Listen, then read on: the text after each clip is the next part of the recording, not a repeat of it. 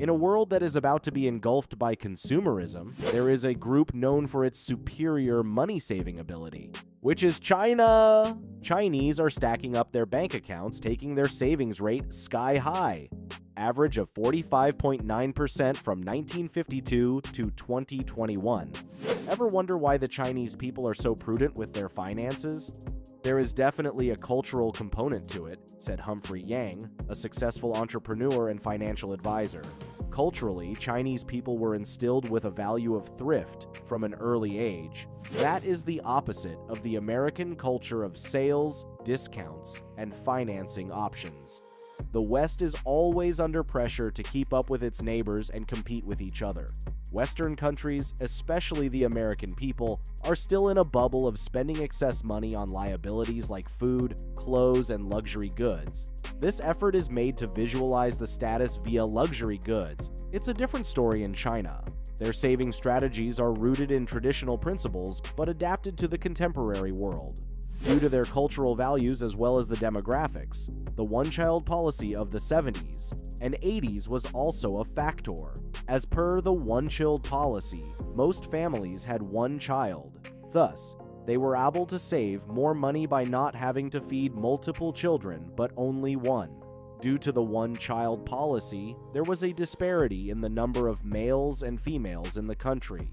For better earnings in the family, parents preferred males over females, which led to large-scale female infanticide. Thus, the number of females began to decrease. In this context, men started earning more to be rich to get girls due to an imbalance in female demand and supply. Let's start with a zero-based budget followed by China and its effect on China's economy. By starting with a zero base at the beginning of every year, this budgeting method analyzes all your needs and costs.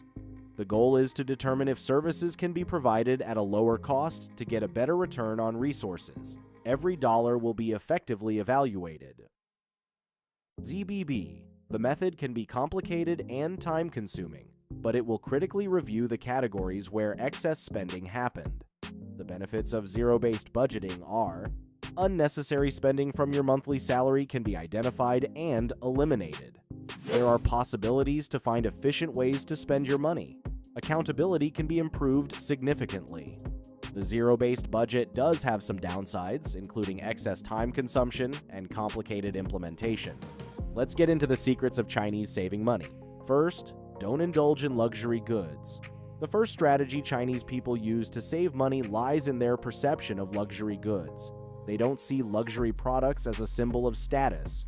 This has its roots in the Chinese traditional culture, which emphasizes simplicity, moderation, and pragmatism. They want to stay humble and fly under the radar as they have always been. As a result, they never spend on buying luxury products. Other potential reasons to say no to luxury products are: Number 1 could be the price. Most luxury goods are overpriced. In most cases, the money is paid for the brand, but not for the quality of the product. Luxuries are never essential, and there is no news in this world that luxury is fulfilled solely. Luxury products never make Chinese people happy. Along with that, it's easy to overspend on luxury goods if you're not careful. Luxury goods are often bought to display wealth, but the truth is that it is shallow and materialistic. Sometimes it's okay to indulge in luxury items. It is fine to splurge a little for a special occasion. Nevertheless, you should do it in control and make sure not to overspend and jeopardize your financial health. To avoid luxury goods indulgence, some things can be kept in mind. Making a list of things that have to be brought will make your shopping systematic. Get over the false notion that wealth can only be expressed through buying luxury goods.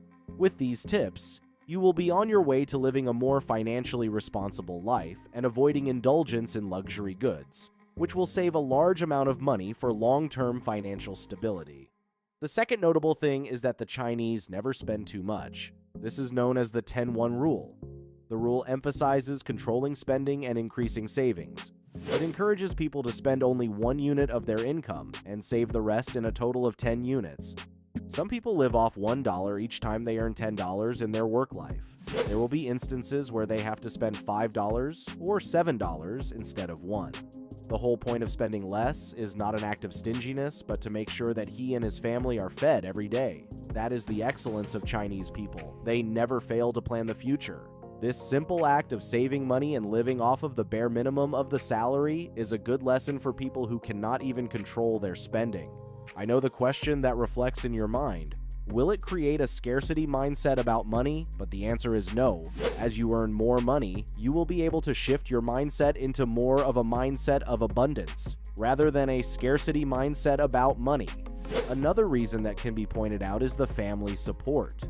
China still follows interdependence among family members, whereas American society gives prime importance to personal independence. Chinese parents support their children financially in adulthood, helping them with educational expenses, housing, etc. This will allow the young generation to save their income. Shared living expenses can also be a potential contributor to the savings. This is a great example of leveraging communal resources to maximize savings.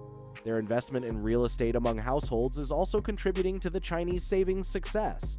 It is considered as one of the safest investments. Real estate has been a reliable wealth generator in China in the past 3 decades. The property values have increased due to the rapid urban growth. Owning property has a significant value in Chinese society.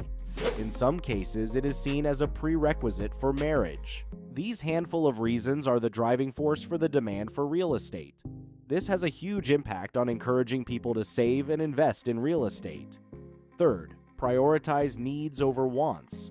The Chinese prioritize their needs over their wants. This has the potential to increase their savings.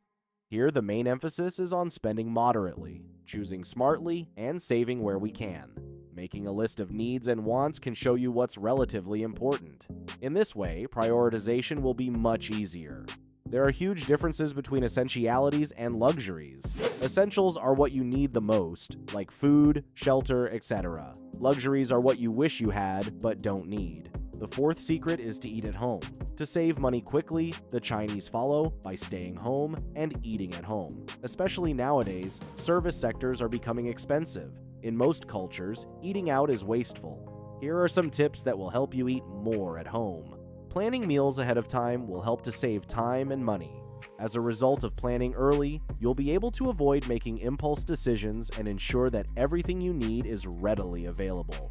Cooking in large quantities and saving it for the whole week will reduce the cooking time and human resources. But having lunch in a fancy restaurant with friends and family once in a while can be a stress buster. We can ignore the role of financial literacy. China tops the list of financial literacy rankings at the global level. It equips people with the necessary tools to manage finances efficiently. They are taught about savings and investments at a very early age. If Chinese people know the art of money management, it's not a coincidence. It is the result of efforts put forward by the individual and China as a state. The act of saving and financial responsibility is something that they are taught at an early age by their parents. It is common for Chinese children to receive a hongbao or red envelope filled with money during the Chinese New Year. While receiving this, they were encouraged to save it rather than spend it for nothing. This has undoubtedly contributed to the foundation of money management in Chinese children. These lessons are not only for China, they are universal. Financial literacy, and it is never too early or late to get your hands on it. Now that we have already revealed to you the secret of Chinese savings, it's your time to learn and adapt. Money management is something that will help an individual in the long run. Your time is now. That's all for today. Hope you liked the video. Share it with your friends who are into money management. Comment on the habits that you would like to adopt from Chinese people to attain long-term financial stability. Subscribe for more related content.